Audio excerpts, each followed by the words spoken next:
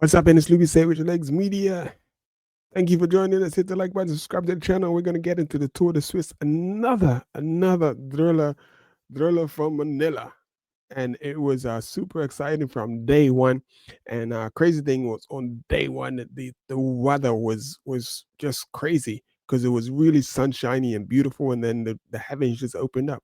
So anyway, like I said, I hope you hit the like button, hope you subscribe to the channel, and let's get into the Tour de Suisse because this was an amazing race where the lead changed 3 times, and it just what it was supposed to happen, it looked like it wasn't going to happen, but then it happened.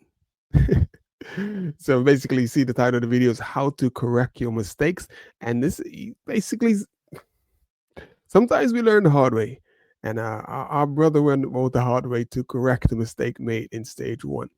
So as we go to stage one, basically in stage one, I actually missed. This is the only stage that I missed. So when I tuned in, it's Alaphilippe, Roman Gregor, and 2 other riders, I believe.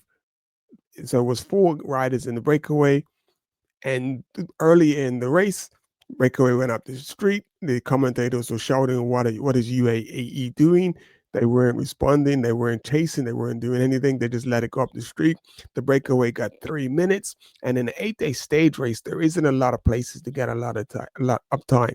So this is one of these races where, like, if you get 30, 40 seconds, then that's cool. That's workable. But 3 minutes on the first stage, that's crazy. So Roman Gregor actually broke away from Alaphilippe, and I can't remember who the other rider was. Alaphilippe. It was Roman Gregor, Alaphilippe, and there was 2 other riders, and they had a massive lead on everyone else. And Roman Gregor would win the stage, and he would win by about 30 seconds ahead of Alaphilippe, who would go into fourth place because he finished fourth in the sprint. He started the sprint out early. And the crazy thing about Alaphilippe as well, he started off looking like, when they went for the sprint, Alaphilippe just won that sprint with the utmost of ease, and it looked like okay. But as I talk about it, you hear he got into, it just seemed like he was going better and better with each stage. So if Alaphilippe is doing the tour, I think it's going to be an exciting Tour de France. So we go into stage two. So that was Roman Gregor winning stage one. And then we have Vincenzo Albanese. He won stage two in a sprint. Man, the thing is, I'm doing all of this stuff from the top of my head, and it's crazy. I believe it was a sprint that he won over the rest of the field. So I'm going to go through this quickly. And then stage three was Quinn Simmons.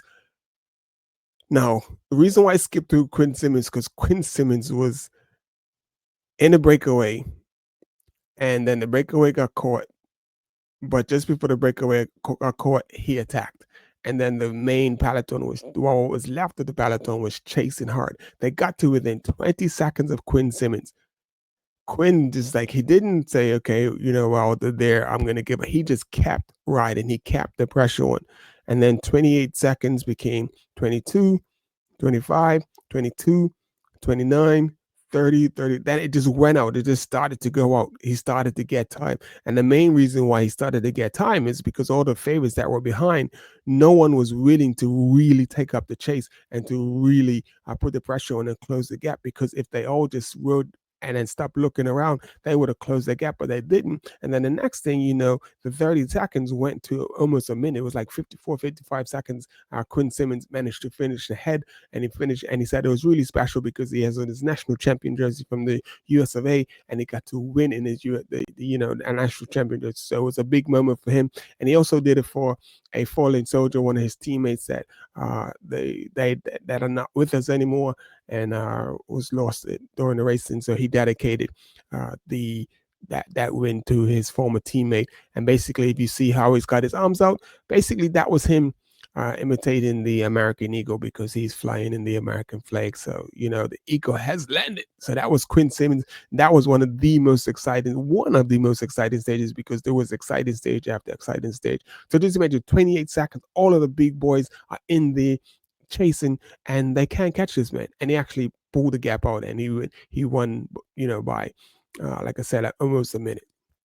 Stage four, and this is where Joao Almeida started his his campaign to get time back, and he basically got a minute and some change back, a minute and 10 seconds, because he won the stage. He got the 10-second bonus, and then he also won by over a minute over Roman Gregor. So this is where he started to chip at Roman Gregor and get time back, and this was like massive for Joao Almeida's campaign. And then once he got this time back, I think the belief was for him and UAE, we would just go for stages. We're probably going to get some time back, but not enough time back. But when he got back this big chunk of time, it was like, okay, that's only 2 minutes left, and there were some more mountaintop finishes. So there was days and a chance to get some time back.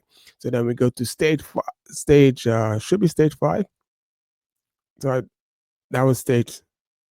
Sorry. Okay. Yeah. Stage 5. So stage 5 again would be Oscar Unley and Joao Almeida. So it'd be another stage where they're able to put some time on Roman Gregor, but Oscar Unley would win the stage. This climb that they were on was super, super hard. And this is another day where Roman Gregor lost over a minute. He was still in the lead after this race. Was he in the? No, he wasn't in the lead. Who was now in the lead was Kevin Volkler. So Kevin Volkler actually was about a minute behind Roman Gregor, and he was able to finish because Kevin Volkler, he finished maybe about 20 or 30 seconds behind Joao Almeida, but they finished like minutes ahead of Roman Gregor. I mean, he got dropped hard. So had Joao Almeida been able to drop Kevin Wenkelin, he would have went into the leader's jersey, but Kevin Wenkelin went into the leader's jersey, but he was that much closer. But now he was a minute and 23 behind. I believe he was a minute and 23 behind Kevin Wenkelin. And so it was all to play for. So now that 3-minute deficit was down to just over a minute, and I only would take the stage, but the big winner of the day would be Joao Almeida, just getting back more time. So then we go on to a sprint stage with Jordi Meese. He just he just shocked. I wouldn't even say he shocked, but the Red Bull, they got it right. They got it right, and they were able to pull off the coup, and Jordi Meese just came out of the the wheel of his lead out man, and just like it looked like textbook. It looked like they've been doing this for years, and it was such a smooth finish. And Jordi Meese finished off the sprinter stage the way a sprinter should. And then on to stage 7, Joao Almeida, he was able to take more time, but this time, all the favorites were still there. He was able to put a little bit more time on Kevin Wenkelin, and basically he was able to chop the lead down to 33 seconds, and now he had moved up into fourth place, I believe, because third place, because Alaphilippe had moved up to second place because Alaphilippe didn't finish too far behind, because Alaphilippe was one of those riders who benefited as well. But on stage 6 and 7, Alaphilippe was climbing really well, even on the harder climbs, and he was just staying right there, and he wasn't getting this distance until like the last kilometer on the climb. So he rode really well. And like I said, this is what I was meant to talk about, how he came into himself as the stage race went on, and it was really good to see Alaphilippe like he's getting his legs back. That's why I think in the tour he may get a stage or two, and he may just surprise some people in the tour, because his form is coming. The Alaphilippe of all that we loved and everything. So, but then we go to stage 8. Joao Almeida just basically ripped up everybody. So this is him finishing, and then what we're gonna do is we're going to just talk through some highlights. And here we have Oscar Unley getting ready to leave the start house, and Oscar Unley will put in a massive time. He was in 4th place, and he needed to put about, say, a minute or so to move ahead of Julian Alaphilippe, and he would do this on the day. And the other big thing was like, so after Julian Alaphilippe, it's going to come Joao Almeida, and Joao Almeida needed to make up 33 seconds. So basically, it's a 10-kilometer climb. So that's like 3 seconds per kilometer he has to find. And the thing, I was like, and there's Kevin Volkelin, he's going to get going. And the reason why they're on road bikes is because it's climbing. you don't need a time trial bike because it's just, once they come out of these couple turns, it's just straight climbing for almost, 9.5 kilometers.